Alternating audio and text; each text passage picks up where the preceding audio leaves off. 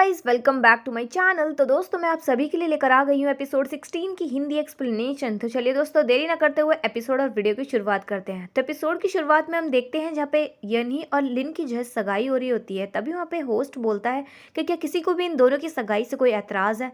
तभी वहाँ पे शेन मानियांग आती है, जोरों से चिल्लाते हुए बोलती है कि हाँ, मुझे इन दोनों की सगाई से एतराज़ है। वहीं पे सब लोग जो है उसको हैरान होकर देख रहे होते हैं और वहीं पे शेन मानियांग सभी से कहती है कि जो सगाई बिजनेस के लिए की जा रही हो उसके मैं सख्त खिलाफ हूँ। और फिर वहीं पे वो यनी के करीब जाती है और उसे अचानक से किस कर लेती है। वहीं पे सब लोग जो है ये देखकर काफी हैरान हो जाते हैं और जकाय तो काफी मजे ले रहा होता है उस मूवमेंट को देखकर।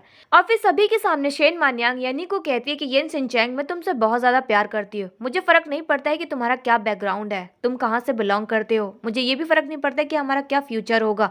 मुझे फर्क पड़ता है तो इतना फर्क पड़ता है कि मैं तुमसे बहुत ज्यादा प्यार करती हूँ। और हाँ, मुझे ये भी पता है कि उस दिन तुमने मेरी जान बचाई थी। मुझे तो ये समझ में नहीं आ रहा कि आखिर मैं डर किस बात से रही थी, जब मुझे पता है कि मैं तुमसे प्यार करती हूँ। येन सिंचैंग, मैं हमेशा तुम्हारे साथ रहूंगी, चाहे कितनी मुसीबतें क्यों ना आ जाए, हम दोनों उनका मिलकर सामना करेंगे। और वहीं पे वो उसकी रिंग दिखाते हुए बोलती है कि येन सिंचैंग, क्या तुम मेरे साथ भागना चाहोगे। वहीं पे वो बस उसकी तरफ ही देख रहा होता है। तब यहाँ पे लिन जो है कहती है कि येन ही, जहाँ पे फिर शेन मानियांग कहती है कि कोई बात नहीं, अगर तुम मेरे साथ अभी भाग ना सको तो, लेकिन मैं अगली बार तुम्हें हमेशा के लिए भगा कर लेकर जाऊंगी अपने साथ, ये याद रखना। वहीं पे फिर वो उसी की रिंग उसकी उंगली में पहना देती है और कहती है कि अब से तुम मेरे हुए, हमेशा हमेशा के लिए तुम मुझसे बिलोंग करते हो। वहीं पे वो इतना कहकर वहां से जा रही होती है और फिर तभी यनी शेन मानियांग के पीछे जाता है और उसे अचानक से अपनी गोद में उठाकर उससे कहता है कि तुम मुझे यहाँ पर रिंग पहनाने के बाद अकेले छोड़कर जाने वाली थी क्या। जहाँ पे शेन मानियांग हैरान होते हुए बोलती है कि तुम क्या कह रहे हो येन सिंचैंग।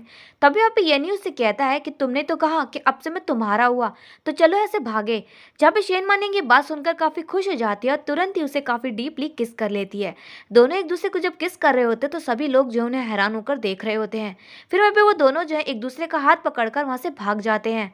वहीं पे लिन की तो बुरी हालत हो जाती है सब देखकर, उसका तो दिल ही टूट जाता है। और फिर इसके बाद हम देखते हैं जहाँ पे यनी और शेन मानियांग जो है दोनों एक ब्रिज पर पहुंच जाते हैं और दोनों जो है एक दूसरे को काफी पैशनेटली किस कर रहे होते हैं। उसके बाद फिर यनी जो है शेन मानियांग की तारीफ करते हुए बोलता है कि तुम कितनी ज्यादा ब्रेव हो गई हो, तुमने एक अच्छी खासी एंगेजमेंट पार्टी को खराब कर दिया।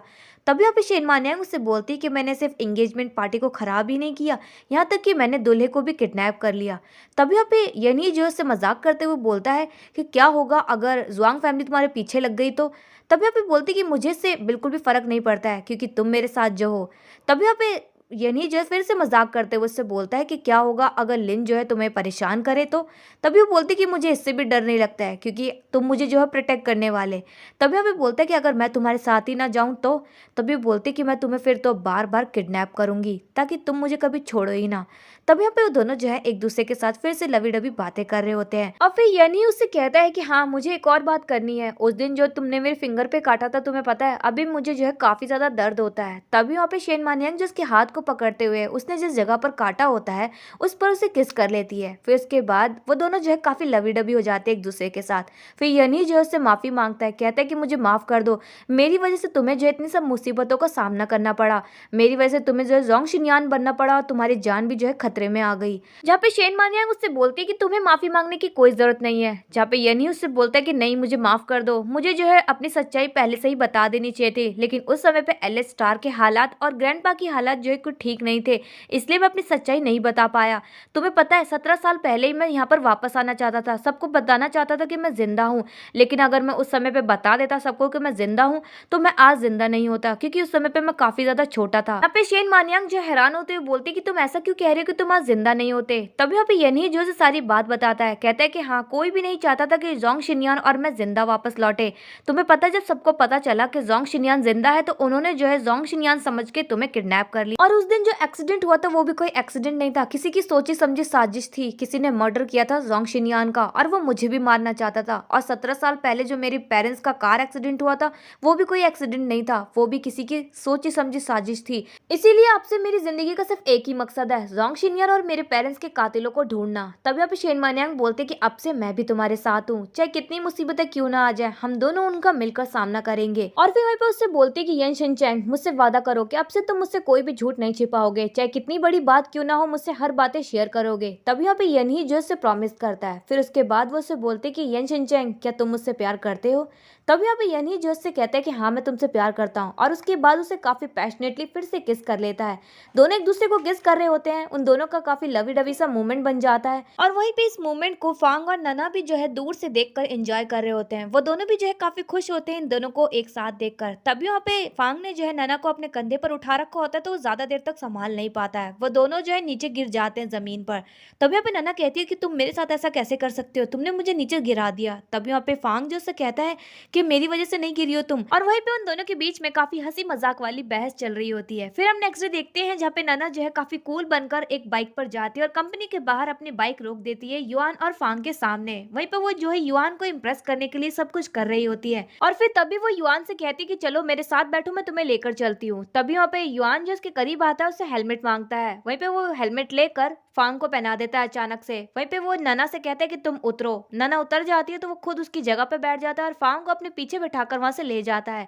वहीं पे नना तो बस देखती ही रह जाती है, काफी हैरान हो जाती है। वो कंपनी के बाहर अकेली ही रह जाती है। और फिर नेक्स्ट सीन में युआन जो है जिम में होता है और बॉक्सिंग की ट्रेनिंग कर रहा होता है। तभी वहाँ पे नना और फांग दोनों फिर से पीछा करते हुए पहुंच जाते हैं। वहीं पे नना जो है उसको ट्रेनिंग करते हुए देखते बोलती है फांग से कि क्या मुझे ये भी करना पड़ेगा। तभी यहाँ पे फांग बोलता है कि हाँ, उसे जो जो पसंद है तुम्हें वो सब कुछ करना होगा, उसे इम्प्रेस करना है तो तुम्हें ये सब कुछ करना ही होगा। वहीं पे फिर नना काफी खुश होती है। तभी वहाँ पे वो जब बॉक्सिंग कर रहा होता है तो नना अचानक से उसके सामने पहुंच जाती है। वहीं पे उसे पंच मारने वाला होता है, लेकिन नना को अपने आंखों के सामने देखकर युआन अपना पंच रोक लेता है। वहीं पे नना तो एकदम से खो ही जाती है उसकी आंखों में। वहीं पे फिर युआन जो है फांग को छुपते हुए देख लेता है। वहीं पे उसके पास जो है एक बॉक्सिंग ग्लव्स पड़ा होता है, तो उसे किक करते हुए फांग के मुंह पे मारता है। फांग को जो है बॉक्सिंग ग्लव्स से चोट लग जाती है। और फिर हम नेक्स्ट सीन में देखते हैं जब पे लिन जो अपने घर पर होती है और काफी ज्यादा ड्रिंक करने के बाद वो बहुत ज्यादा नशे में डूब जाती है और उसकी हालत भी जो है काफी ज्यादा खराब हो जाती है रोते रोते। तभी यहाँ पे उसका भाई जो है गुस्से में उसके पास पहुंचता है, उससे ड्रिंक का ग्लास छीनते हुए बोलता है कि लिन अपने आप को संभालो, तुम इतनी ज्यादा क्यों पी रही हो, तुमने अपनी हालत कैसी बना ली है। तभी यहाँ पे उसकी बहन उससे बोलती है कि भाई आप मुझे डांट रहे हैं, दुनिया मेरे बारे में क्या कहती है, वो मुझ पे हंसती है नहीं, इससे मुझे फर्क नहीं पड़ता है, लेकिन मेरा भाई मुझ पे हंसता है, मुझे इससे फर्क पड़ता है। तभी यहाँ पे उसका भाई कहता है कि मैं तुम पे हंस नहीं रहा हूँ, मैं तुम पे क्यों हंसूंगा, तुम मेरी छोटी बहन हो, तुम भूल गई क्या, तुम्हारी परवरिश मैंने की है। और क्या विदेश पढ़ाई करने के लिए मैंने तुम्हें इसलिए भेजा था ताकि मैं तुम्हें आज इस हालत में देख सकूं। देखो लिन, तुम ये सिंचैन को पसंद करती थी और तुम उससे शादी करना चाहती थी, मैंने इसकी परमिशन दी, लेकिन अब वो तुम्हें छोड़कर चला गया, वो किसी और के साथ है, तो तुम उसे भूल क्यों नहीं जाती हो। तुम भूल गई हो क्या, तुम मेरी बहन हो, क्या मैंने तुम्हें यही सिखाया है। तभी यहाँ पे लिन जो है अपने भाई से कहती है तो इसका मतलब आपको जो है मुझ पर शर्मिंदगी महसूस हो रही है क्योंकि आपकी बहन को जो है एक लड़का बीच शादी में छोड़कर चला गया। तभी यहाँ पे वो बोलती कि तो इसका मतलब फिर तो मैं आपकी बहन कहलाने लायक भी नहीं हूँ, आपको शर्मिंदगी महसूस हो रही होगी ना, ठीक है मैं आपको जो है छोड़कर चली जाती हूँ। वहीं पे वो रोते हुए और काफी गुस्से में घर छोड़कर चली जाती है। वहीं पे लिन मुफान जब उसके घर आ रहा होता है तो वो लिन को जाते हुए देख लेता है, फिर वो चुपके से उसका पीछा कर रहा होता है। वहीं पे लिन जो है रोते हुए अपने आप में ही बड़बड़ा रही होती है जाते हुए। फिर अचानक से वो जो है नीचे जमीन पर गिर जाती है और रोने लग जाती है। तभी यहाँ पे लिन मुफान जो उसके पास जाता है उसे संभालने के लिए, जहाँ पे लिन जो उससे कहती है कि क्या तुम भी बाकी लोगों की तरह मुझ पर हंसने आए हो क्या। जहाँ पे लिन मुफान उससे बोलता है कि नहीं ऐसा नहीं है। तभी यहाँ पे लिन जो है रोते हुए बोलती कि हाँ वैसे लोगों को तो पता चल ही गया होगा ना कि मेरी शादी जो है टूट गई है, मेरे दूल्हे को कोई छीन कर ले गया है। वैसे कितनी मजेदार बात है ना, वैसे मैं भी बहुत ज्यादा खुश हूँ। और वहीं पे उससे रोते हुए बोलती कि आखिर तुम सब लोग मुझसे चाहते क्या हो, क्या मैं सबको ये बताऊं कि मेरे दूल्हे को जो है शादी में से मुझसे कोई चुरा के ले गया जिससे मैं प्यार करती थी। और लिन मुफान तुम मुझे एक बात बताओ, जिससे मैंने प्यार किया क्या मैंने कोई गलती की है। और वहीं पे वो अपना आपा खो देती है और जोरों जोरों से चिल्ला रही होती है। तभी यहाँ पे लिन मुफान जो है संभालते हुए डांटते हुए कहता है कि अपने आप को संभालो लिन, तुमने ये कैसी हालत कर ली है अपनी, और उसे कंफर्ट करने के लिए अपने गले लगा लेता है। और फिर इसके बाद लिन जब नॉर्मल हो जाती है और बैठी हुई होती है तो लिन मुफान उसके लिए कॉफी लेकर आता है और उसके साथ बैठ जाता है और उससे कहता है कि जो कुछ भी हुआ तुम्हें सब कुछ भूल जाना चाहिए। तुम्हें पता है जब मैंने तुम्हें आज इस हालत में देखा तो मुझे आज तुम्हें वो लिन नजर ही नहीं आई जिसे मैं जानता था, जिससे मेरी मुलाकात हुई थी। तुम्हें पता है जब तुमसे मेरी पहली मुलाकात हुई थी तो उस दिन तुम्हारे एलिगेंट लुक के साथ तुम्हारे अंदर एक अलग ही एटीट्यूड नजर आ रहा था, तुम्हारे अंदर एक ब्रेव लड़की नजर आ रही थी, लेकिन आज मुझे वो लिन नजर ही नहीं आई। और तुम्हें पता है जब तुम मुझसे उस दिन डील करने आई थी तुमने तुमने मुझसे ये कहा था कि तुम मेरे सारे डिजाइन 1 साल के लिए खरीदना चाहती हो मुझे 10 मिलियन वॉन देकर, तो उस समय मुझे लगा था कि मुझे जो है वो डील कर लेनी चाहिए, क्योंकि एलए स्टार में मुझे 10 मिलियन यौन तो मिलने से रहे, और अगर मेरे बाबा ने चेयरमैन जोंग से वादा नहीं किया होता तो आज मैं तुम्हारे साथ वो डील कर चुका होता। फिर वहीं पे वो जो है अफसोस करते हुए लिन से कहता है कि मुझे बहुत पछतावा है कि मैं तुम्हारे साथ वो डील नहीं कर पाया, क्या अब कर सकता हूँ। तब यहाँ पे लिन जो है उसे चेयर्स करते हुए बोलती है कि सॉरी, अब मुझे तुम्हारे साथ वो डील नहीं करनी है, और वहीं पे वो मुस्कुराने लग जाती है। फिर तब यहाँ पे लिन मुफान जो उससे कहता है कि हाँ ये स्माइल तुम पे बहुत अच्छी लगती है, तुम हंसते हुए बहुत अच्छी लगती हो।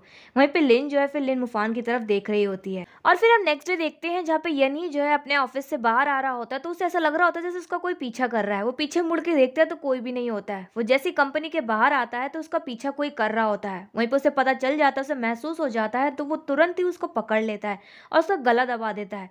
वहीं पे वो और कोई नहीं शेन मान्यांग होती है। फिर वो उसे मारते हुए बोलती कि मुझे छोड़ो। वहीं पे वो उसे देखकर हैरान हो जाता है और बोलता है कि शेन मान्यांग तुम यहाँ पे क्या कर रही हो। तभी वो बोलती कि हाँ ये मैं ही हूँ और मैं तुम्हें यहाँ पे लेने आई हूँ। तुम्हें पता है आज तो तुमने मुझे लगभग मार ही दिया था। तभी यहाँ पे बोलता है कि सॉरी, मैंने तुम्हें ज़्यादा ज़ोर से हर्ट कर दिया था, वैसे मेरा कोई इरादा नहीं था, मुझे लगा कि कोई और है। वैसे तुम ऐसे भेस बना के क्यों आई हो। जहाँ पे शेन मान्यांग उससे कहती कि मैं नहीं चाहती थी कि कंपनी के लोग जो है मुझे तुम्हारे साथ देखें ऐसे, इसलिए मैं यहाँ पर ऐसे भेस बनाकर आई हूँ। फिर वहीं पे वो कहती है कि क्यों ना आज तुम मेरे साथ भाग चलो कहीं पे। तभी वो बोलते हैं कि कहाँ भागना है।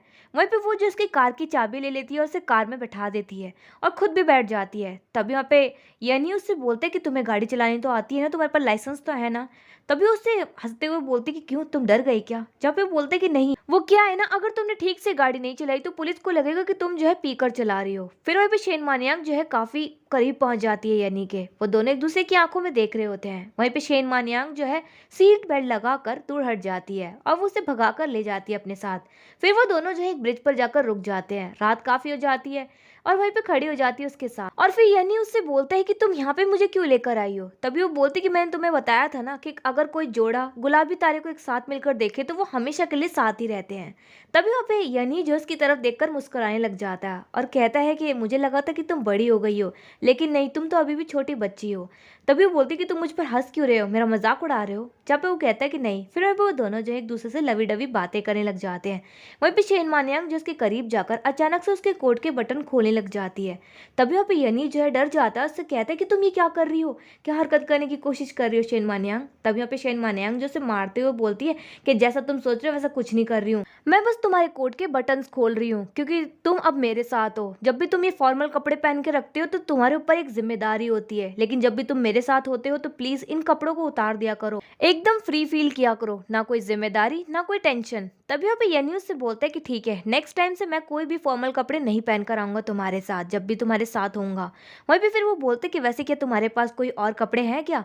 तभी वो बोलते कि हाँ, मैं पूरी तैयारी के साथ आई हूँ। वहीं पे वो जो से इनफॉर्मल कपड़े दे देती है और फिर उसके सामने यानी अपने कपड़े उतार कर कपड़े चेंज करने लग जाता है। तभी यहाँ पे शेन मानियांग जो शर्मा जाती है और बोलती है कि क्या तुम मेरे सामने ही कपड़े चेंज करोगे। तभी वो बोलता है कि हाँ। वहीं पे वो कपड़े चेंज कर लेता है, फिर से लवी डबी हो जाता है, उसके काफी करीब पहुंच जाता है और उसको किस कर लेता है। और दोस्तों यहीं पर एपिसोड 16 की एंडिंग हो जाती है। तो दोस्तों मैं मिलूंगी मेरे नेक्स्ट वीडियो में एपिसोड 17 की हिंदी एक्सप्लेनेशन के साथ। आपको इस एपिसोड की हिंदी एक्सप्लेनेशन कैसी लगी कमेंट बॉक्स में कमेंट करके जरूर बताएं। चैनल पर नए सब्सक्राइब करें, वीडियो को लाइक करना ना भूलें and thanks for watching my video.